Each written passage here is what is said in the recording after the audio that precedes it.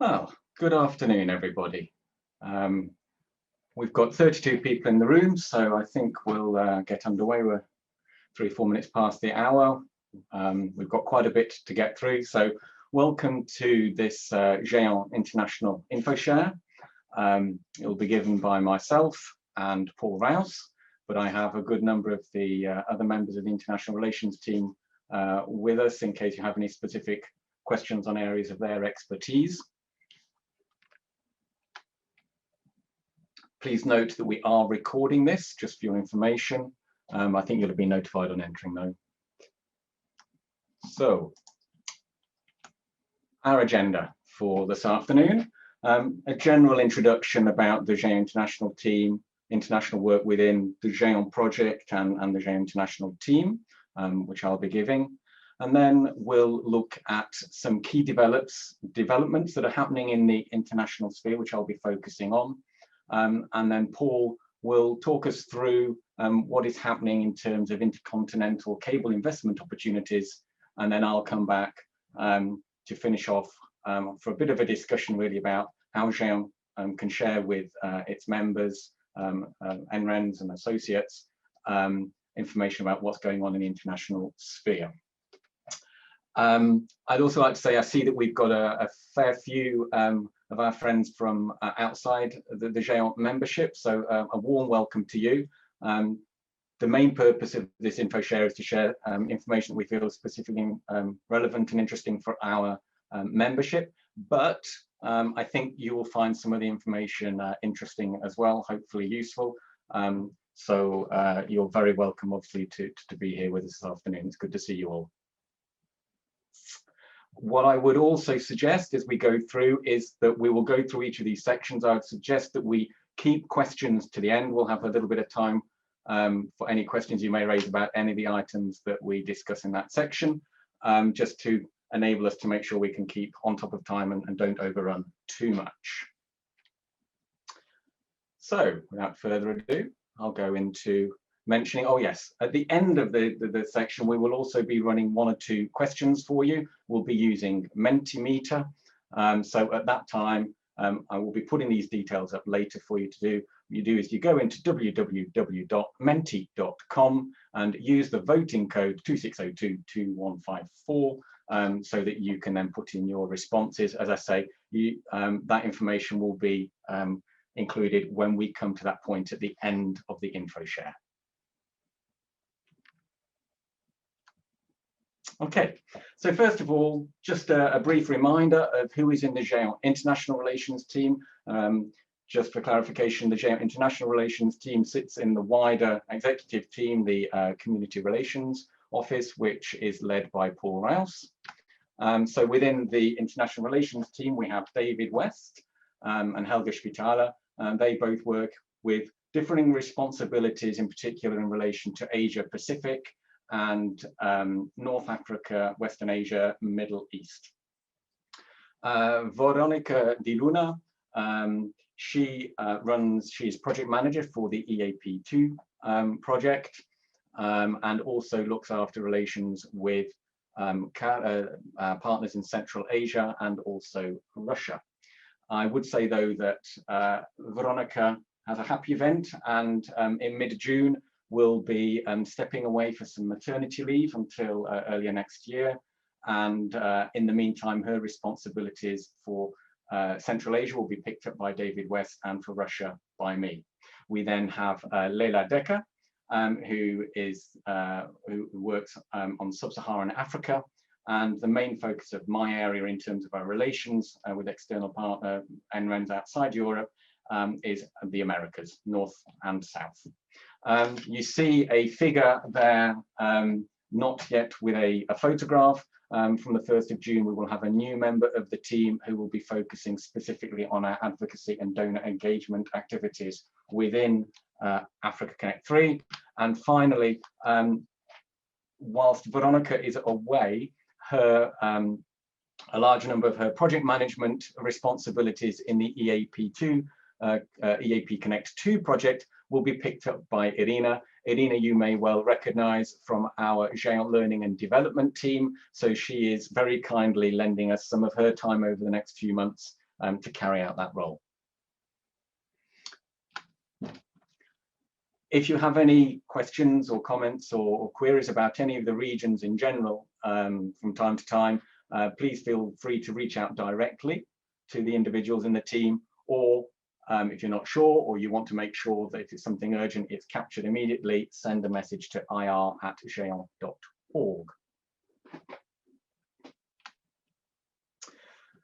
Brief recap, if you like, of the themes of the work that we look at within the team. Global connectivity obviously is a key element, and Paul will be focusing on this later. International community support, which is an umbrella for the regional development projects that are funded by the European Union, and general engagement with our partners, encouraging and welcoming our partners outside Europe into our community activities.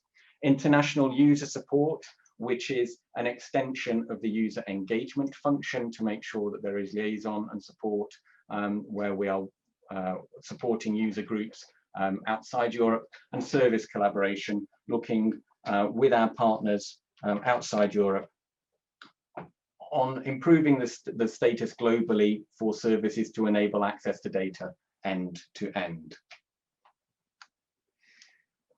Within the team, we work within a number of projects and activities. Obviously, one of the lead ones there is the GÉANT project, within which we are in 2 activities. Work package 1, task 6, which is global partnerships. And I'd add that in addition to members in the international relations team, we also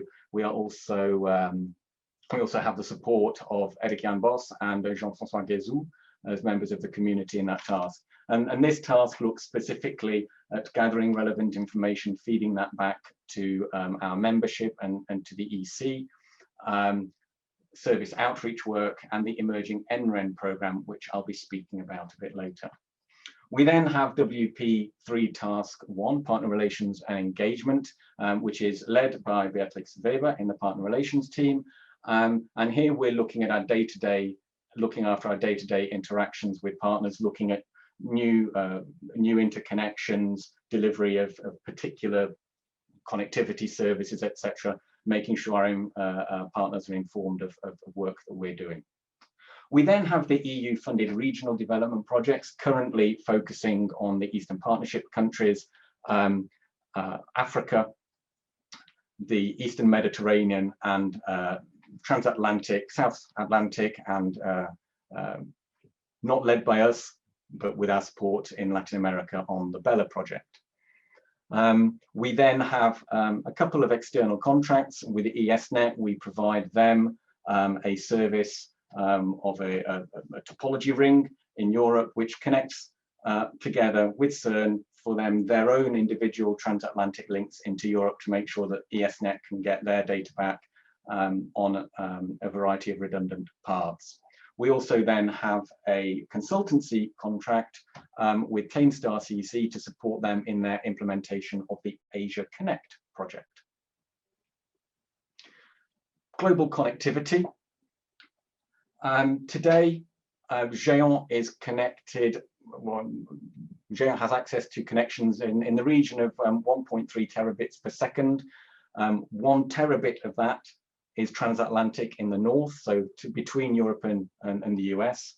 And a lot of that connectivity, that figure of 1.3 terabits per second, we're going to be seeing increasing significantly in the next couple of months, really, with Bella coming online for Latin America, new connections for into South Africa, and development of connections elsewhere into Asia. So we're seeing an increase of capacity.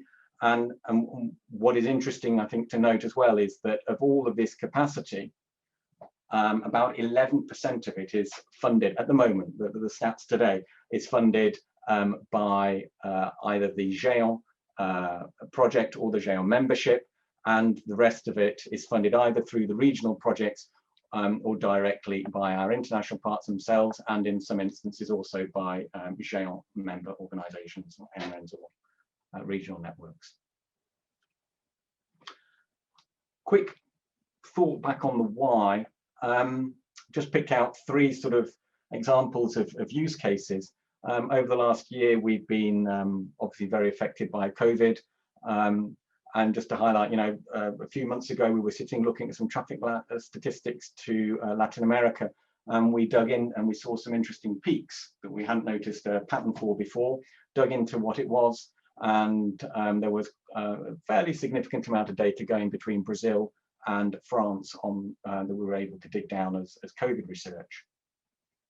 Moving down onto Sesame. Sesame is a synchrotron in Jordan.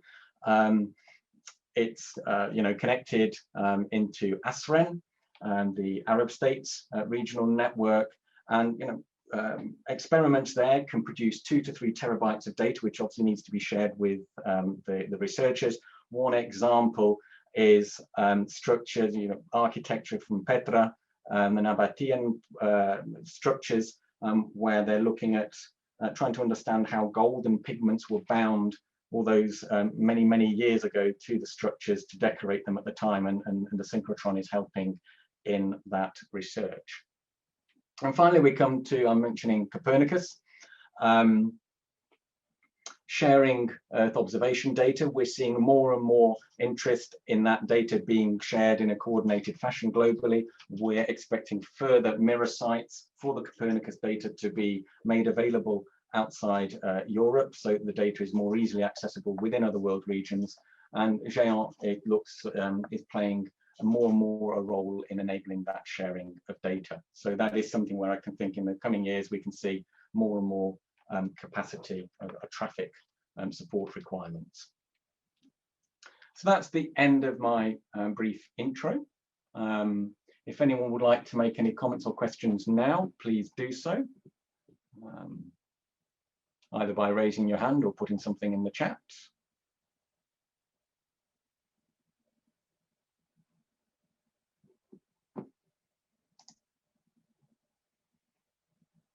I'm not seeing any hands, so I will move on.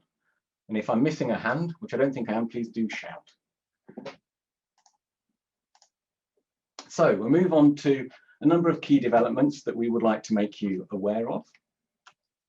First of all, we'll go further east to Asia Pacific, where it's already sort of late in the day, as Steve was commenting earlier.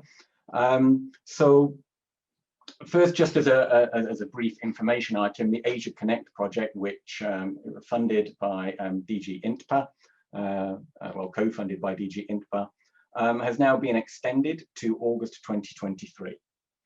This means that the project activities continue for that time, and one of those particular activities are calls for proposals which are run within the project for the subcontracting of project activities. So far, there have been 4 calls within the project lifetime, and 67 sub-projects have been awarded for running those activities. With the extension of the project, Tainstar CC are preparing to announce the 5th Asia Connect call for proposals, which we understand will be published tomorrow, i.e. the 6th of May. This is something that we want to draw to your attention because European research and education networks are very welcome to respond. The scope includes things like capacity building, network operations and services, COVID-19 support, and digitalization initiatives. The process to put it in is initially just a concept proposal, and then if shortlisted, a full proposal is requested. There is a committee made up from partners within the project to evaluate the proposals, and the final subcontracting or contracting for those sub-projects is with Tainstar CC directly. There's a total of about 2 million euros, for what is expected to be in the region of 15 to 20 sub-projects, and then the work would be expected to be done between March 2022 and February 2023. I understand there may also be a possibility of a further call for proposals towards the end of the year.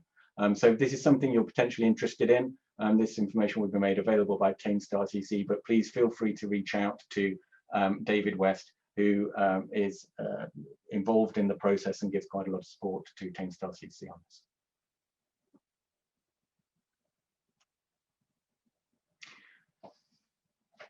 I'll move now back west a little bit and maybe a bit further south to Africa and including the Eastern Mediterranean. We had an Africa Connect 3 Infoshare back in February, and one of the outcomes of that, one of the things that we discussed was the idea of having some specific workshops for European NRENs and the African regional networks and NRENs to come together to have a conversation and sharing information, finding out a little bit more each other and exploring the opportunity for any potential collaborations. And that would also enable the European NRENs to share in specific areas where they're working if they need any specific user support. So really what we're thinking of here is an ability for you to have direct exchanges with our African partners, be it just to share information, be it to actually look towards collaborations. Now, Africa is obviously an extremely large continent, and when we've been thinking around the planning of this, we haven't really thought it feasible to do a full, Pan-African event. So what we thought would be a natural way to do it would be to have specific workshops for each of the regions. With ASREN, that means that we also bring in the Eastern Mediterranean, so their partners are involved. A separate one for the Intercontinental Alliance region, and then a separate one for the WACREN region. We're finalising some terms of reference for this in advance. And of course, we have also touched with our regional partners on this concept already, but then we will be able to share the terms of reference so that participants on all sides can really prepare and make use of these. We will have a Mentimeter question at the end of the Infoshare because we'd like to understand what the concrete interest is in these and who would be interested in participating in which Infoshares so that we can make preparations accordingly. We move west again to South America, to Latin America. You may well have been hearing recently that the Ellalink's submarine cable system has now been deployed. It physically exists between Sines in Portugal and Fortaleza in Brazil, with drops on the way in Cabo Verde and also in Madeira. Testing and setting up of equipment and everything is ongoing by Ellalik, and GÉANT and Reclara are getting ready for the delivery of the connectivity. We will have 2 100G waves initially on that one, which will interconnect GÉANT and Reclara, and one which will support Copernicus traffic into Latin America. But what I'd like to bring to your attention here is that overall, that's the initial connectivity, but overall, we have a contract for spectrum on the Ellalik cable system for Bella. And of that spectrum, 60% is aimed to be used for GÉANT Reclara interconnections, and a portion of it, 20%, is available for use by Latin American NRENs for their own purposes, and 20% is also available for use by the GÉANT member or associate RENs. The overall capacity or spectrum on Bella is governed, if you like, by the Bella Steering Committee. The Bella Consortium is made up of NRENs in Europe, so GAR, Renater, FCT, DFN, and Red Iris, and on the Latin American side, the NRENs of Brazil, Chile, Ecuador, and Colombia, as well, of course, as GÉANT and Reclara. So if any NREN does have a requirement for something that would be more than, say, 10G best effort, if an NREN does have a use case that requires, say, a 100G wave, we'd be happy within the GÉANT International team to forward that onto the steering committee. There isn't a full service wrap around that yet, but that will be developed in time. If there is interest, though, please do let us know. And the advent of Bella, just for information really, and as well as finally connectivity in the South Atlantic between South America and Africa, means that we're now able to look towards a full measure of backup connectivity across the whole Atlantic, and conversations are ongoing at the moment to get that set up in the coming weeks. Just a couple of highlights on some related events. Ellalik lands in Portugal physically, and happily coinciding with the Portuguese President of the European Council. And on the 1st of June, there will be a digital assembly and Ellalik inauguration event, which may be interesting. There will be a video, 20-minute video provided by Ellalink with some references to Bella, we understand. And Marcon's people are working hard away on that at the moment with Ellalink. And there will be a high-level panel session discussion as well, including ministers, we understand. We don't yet have the exact timings. I know that there was some juggling of times because they want to maximize the ability for Latin American to participate, and we haven't yet received those. But as soon as we have, we will make sure that they're available on the GÉANT International wiki, which we will mention later. Bella itself, Bella connectivity, including Bella T and Bella S, so Bella T is a Latin American build out of the network, will be launched at Tikal at the end of the summer, the European summer that is, or the end of the Latin America or the South American winter. And in between those two events, there will be a presentation on Bella at TNC. I'd now like to move on to something which is not so positive. The CAREN project, which was funded by the European Union, supported the Central Asian regional network. The project ended in late 2019, and there hasn't been any subsequent funding provided. The contribution rate towards RNE networking within the region, connectivity, etc., was very high. And the withdrawal of that funding has therefore had a significant impact on CAREN, the NRENs, and on the sustainability of RNE networking in the region. Currently, 2 NRENs are connected to GÉANT via operated via the Caribbean Cooperation Center, NOC, that's Kyrgyzstan and Tajikistan. That connectivity, we hope, will at least continue for a time. But given the situation, the lack of funding, CAREN as an organization is very much at risk. It does not really have the funding to support staff. And so we're looking at a situation where potentially we could lose an organization with people that have got experience in running a regional organization and supporting, which then has a wider impact if they aren't able to proceed on RNE networking in the region. So there are some efforts that are going on to try and work towards some continuation and sustainability of CAREN CC. One of the elements has been a communication that has been prepared to encourage the continuation of CAREN CC. This is being signed by a number of CEOs of NRENs and regional networks around the globe, sent to the CAREN CC and the NRENs in the region with the aim of encouraging them to really consider the future and support, and to look then, depending on the results of that conversation, on how further efforts might be done with other stakeholders to really try and ensure the continuity. And we'd call out to you, the European NRENs and to our international partners as well, if you have any information on research education collaborations between Europe or other world regions and Central Asia that will be affected by RNE networking struggling within the region, would be very interested to hear, and just send that through to international relations. And equally, if you're aware of any specific interest from your governments within that region that you think may help in terms of outreach within the region to continue the sustainability of the regional network and thereby the NRENs as well, we'd be very interested to hear.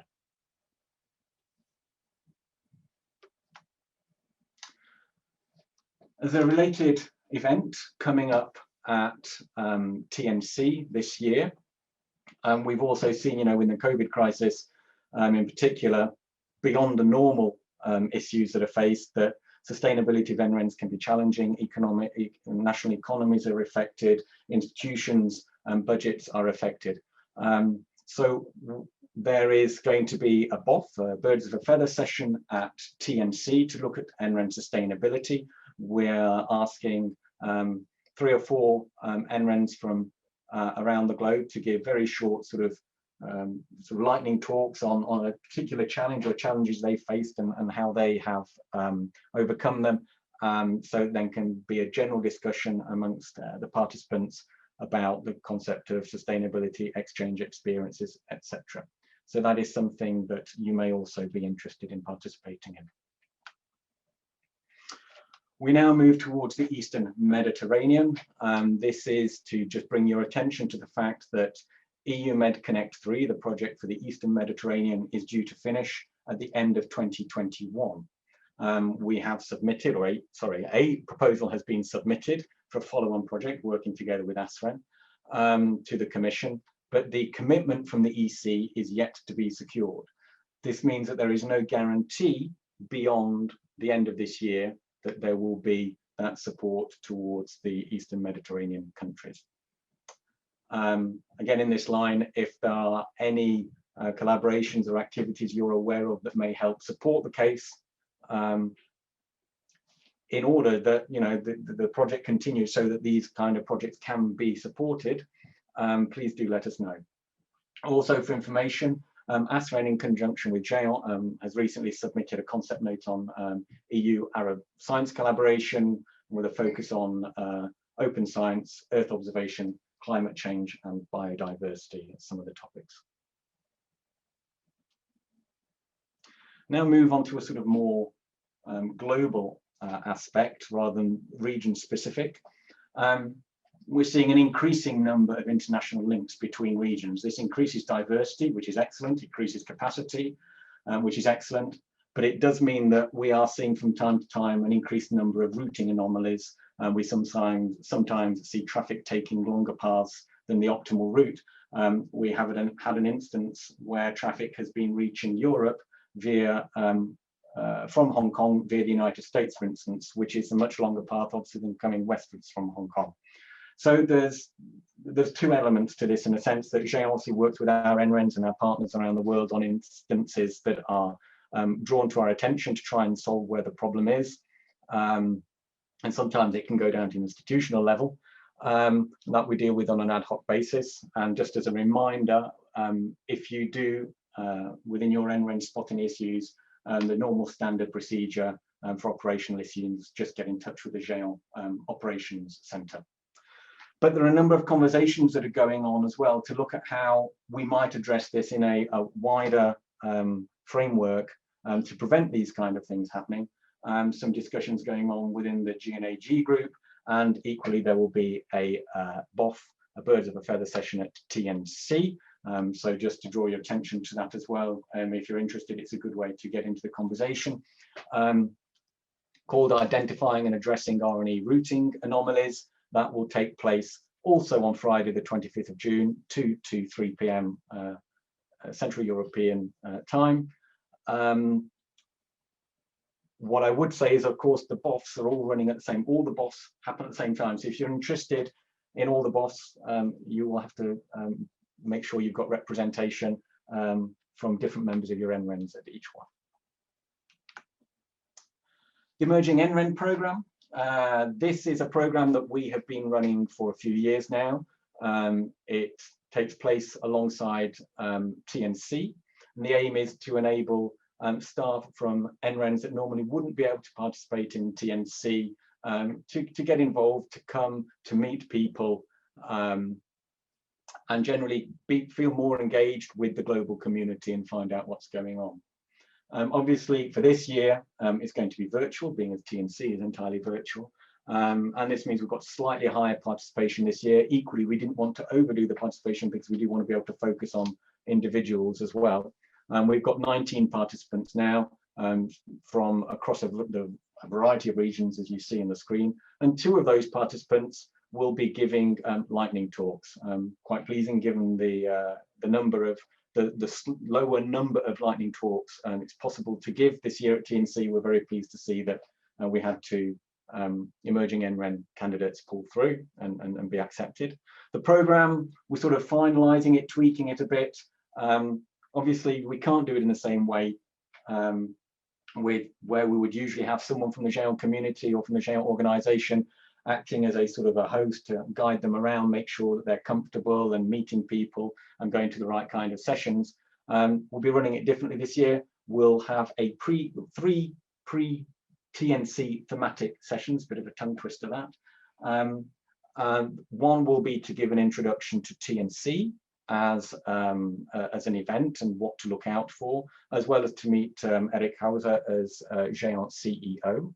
We will have another thematic session with JISC, who will give insights into an NREN, as the inviting JISC in as, of course, as the NREN that would have physically hosted TNC this year had it been possible to meet face to face. And then a final session will be looking at NREN or region or RNE network services and innovation, which will be given by class. We're looking at how to try and encourage engagement between the candidates and NRENs and people within the NRENs at the moment, because of the way that the schedule is put together for TNC, we're still having to identify exactly how that will work, but we may well be reaching out to individuals in the coming few weeks just to try and make sure there's a little bit more of ability for staff from NRENs in Europe to meet the emerging NREN program people. Interactive maps, two elements here. So you may well be aware of the GÉANT interactive map.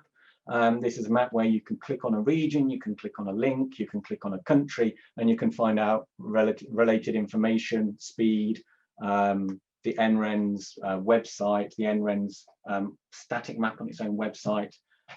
What our map does is show the connectivity between GÉANT and other world regions, and then those regional networks. Greg Claro, Ubuntunet, WAC-REN, TAIN, etc. We don't go down, as I say, into the national level of showing interactive connectivity. The main reason for that is purely data management. In that the data in the interactive map is managed by GÉANT staff within the international team mostly, and that is obviously then the more data you have, the more likely it is that things will be missed. It would actually be a very challenging job for us to manage all NRENs in the world, and impossible really. Just for information then, an update is in progress. If you go in right now, you'll spot there's a couple of links that need updating. New version we expect to be live by the end of May, early into June, once we've done final proofing. But what I mentioned about, well, the fact that this is a GÉANT map that looks at how you reach the world from Europe and how the rest of the world reaches Europe, and the fact that we don't have the ability to scale down into NRENs. I'd like to draw attention to another initiative, a sort of a growth initiative, which a number of regional and national networks are participating on, the GÉREN map, or Global Interactive Map. It's a collaboration that's been going on for some time now, but is really beginning to make very significant progress. There is a wiki space that you're welcome to have a look at. And the idea here is that a system is developed whereby every network can provide their own data into a system, which would then pull all the information to provide a fully global map. So at the moment, you're seeing an example that was pulled from the data that's in there at the moment, trial data, which shows, very, very similar actually to what you might see on the GÉANT interactive map. It hasn't got data going, for instance, from the US across to East Asia. It hasn't got the South Atlantic connectivity I mentioned earlier, but that data will be coming in. Now, this group participation is voluntary, but the idea is that at the end of the day, we would have a full mesh of all the RNE connectivity across the globe and within countries within a single interactive map. To do this, it requires support from everybody around the globe to provide their own information. So there is a bit of a call out for NRENs that are interested, that do want to help make sure their data is available to join by just providing data. Equally, if NRENs have time and interested in actually running activities, being involved in activities within the group, and participating in the coordination group, that is very welcome. Administrative support is, of course, always required, as is software development. So if you are interested in any of that, please do get in touch with me, and then I'll make sure you're able to be in touch with others. An additional element, there is a BOF coming up, sorry, not a BOF, a demo coming up at TNC where how this map works will be shown, how data is put in. And so we're looking for more NREN information to be put in. The data is put in via a sandbox. And if any NRENs would be interested in having their data included in this demo, please reach out to me. Our software development team is quite happy to provide a sandbox at our level, which would then just mean you'd be able to put your data in without having to implement a sandbox yourselves at this stage. So if you are interested, please reach out to me. And as I say, there is the GREN map demonstration on Monday, the 21st of June at 11:40 Central European Summertime. And with that, I've come to the end of my little marathon of key developments or areas for your awareness.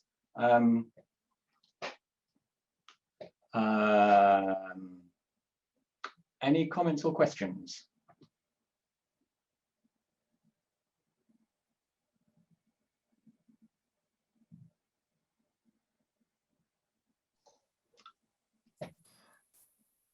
Tom, yes, I have a question. Marco, is that? Yes. Yes, Go ahead. Marco Marletta from GAR. I would like to emphasize the fact that, yes, maps are very nice to see. If you are looking around just to see the situation, it's very nice. Mm-hmm. The maps are completely useless if you are looking for data. When I mean data means looking for interconnection points, networks interconnected via the links, and things like that. So I would emphasize the fact that it's if we are looking for data, and I am looking for data regarding international interconnections. Mm-hmm. Very often in my work life, maps are completely useless. Okay, I mean, I'd be very happy to hear what you would like to see and how that might get implemented, if there are things that can be done to make them more useful. I mean, that is one of the objectives of this sort of more global collaboration. It is specifically looking at what are the interests of the NRENs, what do you want to see within a map. So if there's any contributions, input you could provide into that, I'm sure that would be extremely welcome. Yes, I will provide you any input to this if you want. That'd be great. I look forward to. I'll follow up with you then after the info share. Thank you. Okay.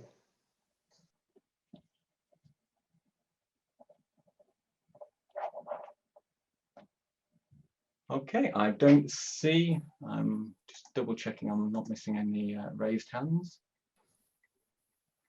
Oops. Sorry, Paul. I'm jumping ahead on your slides there. So with that, I will mute and hand over to Paul. Thank you, Tom. And firstly, welcome to GÉANT members, partners from around the world, and GÉANT colleagues. Pleasure to see you here today, and thanks for spending some time with us. Hoping you're finding the information that we're sharing so far of use and interest to you, and some opportunities certainly through TNC for you to engage and provide a bit more content and thought about opportunities and shaping some of these projects and making progress in the future. I wanted to spend this next session just really giving you some insight into our latest thinking around intercontinental connectivity. It's not intended to be an exhaustive discussion or certainly a detailed plan of actions and activity by any means. It's really an update and some sound bites of the things that are going on. So let's start off first of all with a quick recap on facts. Some of these may be familiar to you, some may be the first time you've heard them. So Tom, if you'd be so kind as to move to the first slide, please. Thank you. We're hopefully not too far away from celebrating some successes. There's been a lot of work underway within the GÉANT network and the refresh of the GÉANT network. It's called the GÉANT network project. And as an outcome, we're certainly on track to deliver more than or equal to at least 100 gig to each member. And in the vast number of instances for each member country, that will be a connection over some form of dark fiber or spectrum-based services. There'll be a few still on the network that will have wavelength-based services that will be limited to multiples of 100 gig. But overall, this is sort of addressing the digital divide, removing a glass ceiling for all of our members, and truly building an infrastructure that's available on the long term, certainly for our planning for the next 15 years. That's a great foundation to work from, and we recognise that research and education activities extend beyond continental Europe, of course. So as a data point, 25% of the traffic that is generated over that network actually exits the GÉANT network and then connects internationally to our partners around the world. Now, how that connects, quite often that's over submarine cables. And if you look at some of the market evolution and what's going on in the submarine connectivity world, there's a few points here which may be familiar to you, or maybe the first time you've heard of them. Like terrestrial networks, traffic growth continues. Thankfully, there have been advances in technology. Now, 100 gig is fairly standard on most systems. Perhaps some of the legacy systems are still in smaller capacities, but by and large, you can access 100 gig services, and indeed services beyond those. And that's allowing greater density of utilization of those systems. And that is a positive, because generally there's a trajectory of prices reducing on those systems. However, there are still noteworthy exceptions. Some regions in the world have a digital divide, and you see some pretty prohibitive pricing for certain routes around the globe. What's also happening in parallel with this is the market is changing, and far more often, particularly in the North Atlantic, we're seeing great investment in submarine systems between the over-the-top providers, the GAFAMs, the Googles, Apples, Facebooks, and Microsoft type organizations. That presenting a different dynamic for us to buy services, and we need to just be cognizant of that. Across our community as well, this recognition that access to and from Europe for digital access is an important aspect was one of the elements signed in a digital data gateway commitment signed by pretty much all member states under the Portuguese presidency. And this, if you like, is a call to arms from our members to ensure that there's focus in the European Union and European Commission to ensure that in the future investments and programs ensure that the role of data, digital connectivity is an important part of our funding and activities.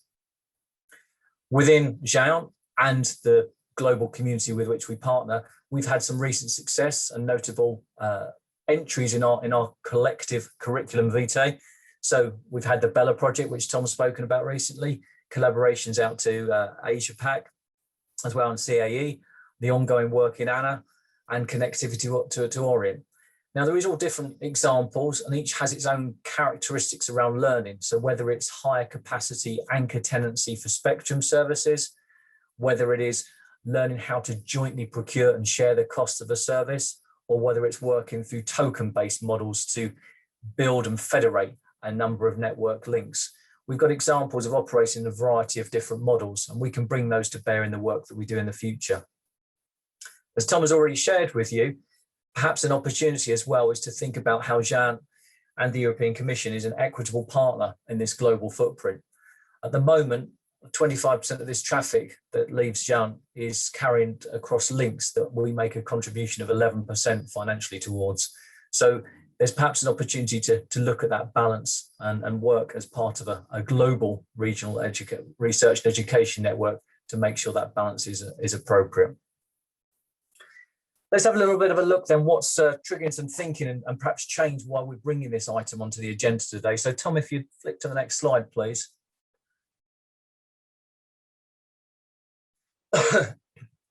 Just a few months ago, GÉANT's membership concluded the latest iteration of the GÉANT strategy.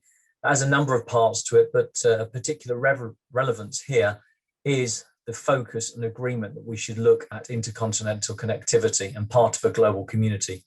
That's working towards the ambition of this GREN, the Global Research and Education Network.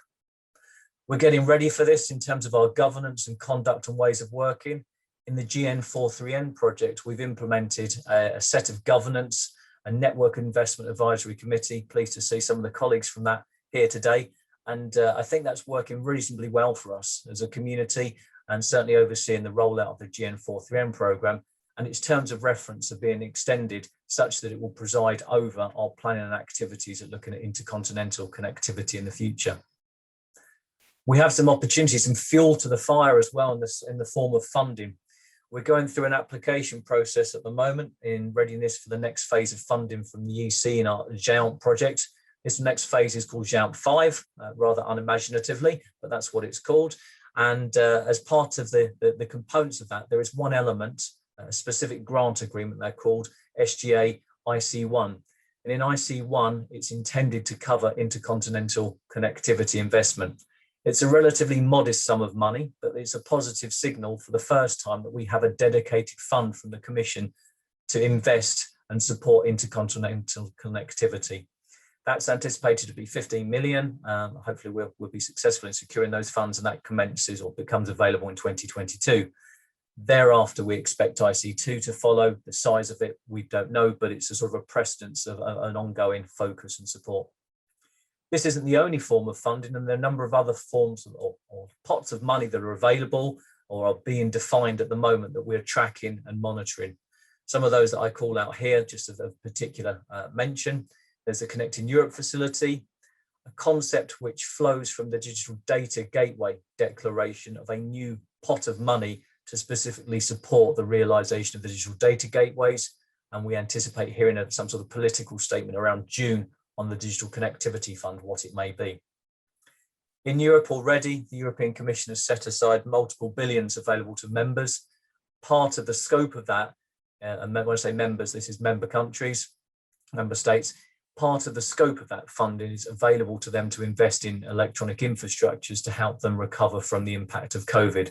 So it's quite feasible that those funds could be used to support some form of investment in intercontinental connectivity.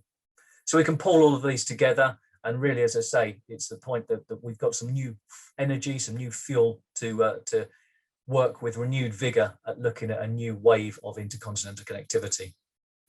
This is to support our members at large, but also we anticipate some increased growth and use cases from particular scenarios, whether it's ITER, SKA and ESA, just as case examples, but there are certainly more than that.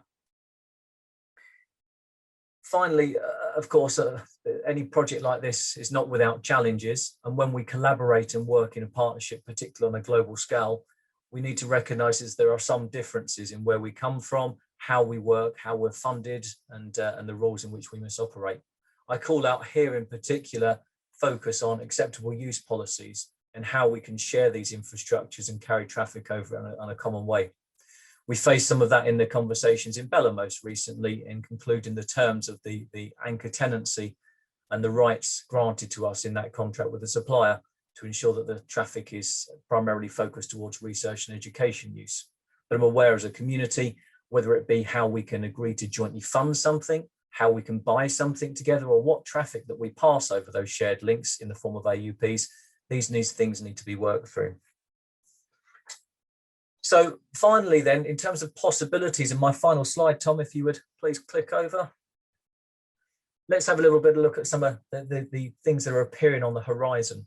As I say, today was intended to give you a little bit of a sound bite and an insight into some of our thinking and what's occurring at the moment, as opposed to a definite plan. That plan will evolve over time, but let's just put onto the table some of the things that are in our mind at the moment.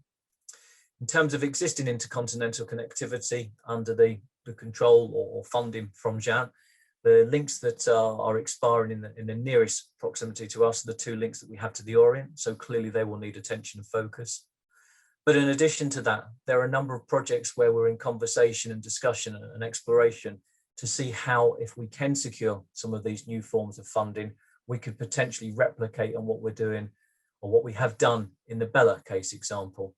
So these are new systems, open up new pathways that will help to bring down digital divides, cost prohibitive connectivity, and open up new routes. So two particular systems there of interest, Arctic Connect and connect a new cable system in the Black Sea. The diagram there is just to give you some sort of sense that we have a toolkit, if you will, available to us. There's not just one solution that we can apply. And in my first slide, the examples that I gave touch a number of these different models. In the past, the history, and there's still a place for this where there's particularly competitive markets, we may decide to continue to buy on short-term basis. That may not necessarily address some of the problems or challenges that we face, namely around security of supply. If there's access to the market is reducing because that market mix is changing, so it may not be appropriate, and we might want to move on to a longer term arrangement, which we have practice of doing already. We then could move and introduce an anchor tenancy. Typically this moves you towards a more cost price. in the construct of a system, but doesn't come with the overheads of actual system ownership, whether that be around taxation, legal responsibilities, or liabilities in the life of a system, which come ultimately with the direct investment and shared ownership of a cable system. And in our global community, we do have practice of that. Arnett, Steve, who's here today, are owners, I think, now on 2 systems connecting Australia. So that practice is known to our community, and it's something that we could explore. There's a few bullet points there in our thinking that we'll perhaps use as checkpoints to guide, are these the right decisions that we're taking? And within the GÉANT community, certainly the NIAC will be the first place where we'll be exploring and presenting these options as we bring together the funding, forecasts on demand, market opportunities, and input from our community at large. Because at all times, Europe isn't an island, and any of these implementations, like the examples I listed earlier, will be done in partnership with colleagues from around the world. So I hope that's given you some sort of insight into the things that are on our minds, what's happening at the moment, and suffice to say there's going to be a program of work underway and regular reporting within GÉANT to progress and hopefully build on what the work we've done around intercontinental connectivity. Got a few moments now to open the floor and take any questions or points if anybody from the audience wants to raise anything. Thank you.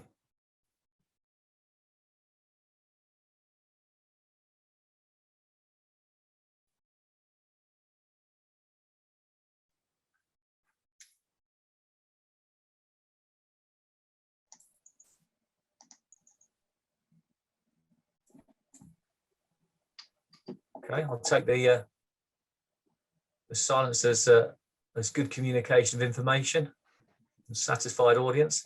Tom, I'll hand the floor back to you. Thank you. Thank you very much, Paul. Okay, so we'll come on to information sharing. And this boils down really to making sure that we, within International, our efforts at GÉANT, we can communicate with you as best as possible on what is happening, what we think is good for you to know, and you telling us what you'd like to know, and potentially also for you as NRENs to share amongst yourselves information on your international activities. So we've got a short section now just to discuss that a little bit, show some of the work that we started, get your feedback on that, and then think also about future Infoshares. So as I mentioned towards the beginning of the presentation, within the GÉANT project, we provide on a regular basis some reports, global partner updates we call them. It's a PDF available to date on the GÉANT intranet, and also information that is then shared with the Commission in the project management reports. Now, that's all very well and good having it on the intranet and it being advertised via the sort of the project mailing newsletter that goes out every week, if you are within the project, because you've only got access to the project. So what we want to do now is make these reports available more accessibly, and so we've and other information. So we've created a wiki on the GÉANT wiki space. That URL should take you there, and you should have access to it now. It isn't restricted at all, so partners and friends from other world regions can also access that. And we've at the moment put in 4 sections, sorry. These reports, international events and meetings, useful websites, and international Infoshare links. So going into the global partner updates, as I say, these are these reports that are put together by the global partnerships team in the project. So that's principally myself, David, Leila, Veronica, Helga, Eric Jan, on what is happening, key elements that we want to put in there. So these are now all available. All the ones we produced previously are available to download from the wiki.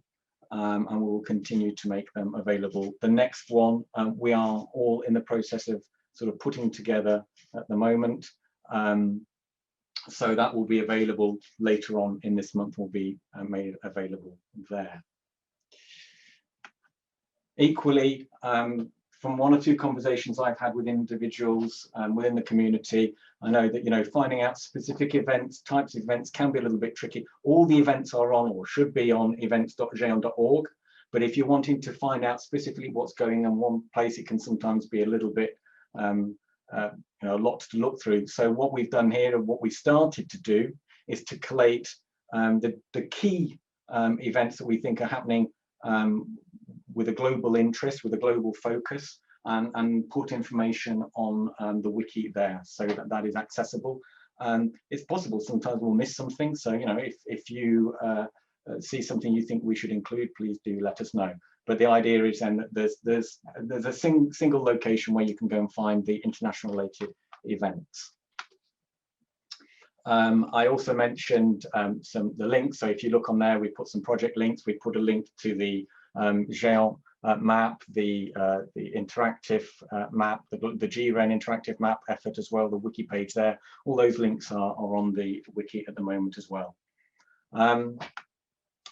So moving forward, what we want to be able to do is to have a way of sharing with our members what is going on. What we propose is setting up a mailing list for GÉANT International, or GÉANT International mailing list for our members and associate RENs.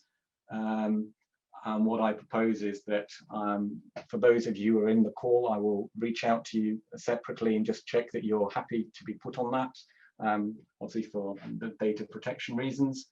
And we wouldn't obviously be intending to spam you, but this would be a way of us making sure that you're aware that the latest partner update is available, making sure you're aware of when the next international Infoshare is going to be, and also providing a place where you can provide input to us, exchange information amongst yourselves as well.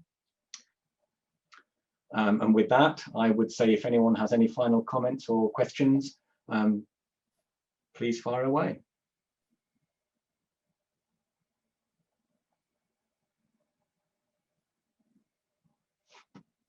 I'm seeing no hands raised. In which case, thank you very much all for participating.